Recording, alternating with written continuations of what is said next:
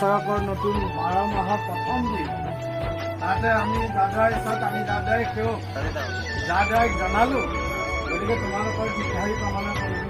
এনজিঅ'টো ভালে যাওক আৰু আমিও আশা তোমালোকৰ স্বাস্থ্য ভালে থাকিলে আমাৰ ৰাইজৰ ভাল হ'ব। গতিকে আমি ৰাইজৰ তৰফৰ পৰা তোমালোকক ইমানেই ক'লোঁ। আৰু ৰাইজ এটা কথা শুনক, ডেকা মানুহ এইকেইজন এতিয়া আহিছে আপোনালোকক এটা এঘৰ মানুহে দাদা পঠাই কথাটো গম পালে দাদা মোক আমি যিটো নুজুৰিব পাৰে কথাটো গম পালে বস্তু আমি এখন ৰাখিছোঁ যদি নাতিলেও আপোনালোকে বেয়া নাপাব।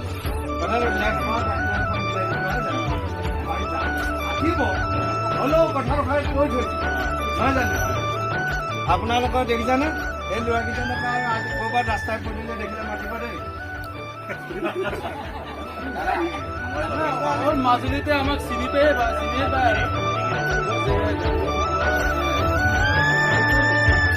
এতিয়া নাম কওক, প্ৰথম নামটো তাৰপাছত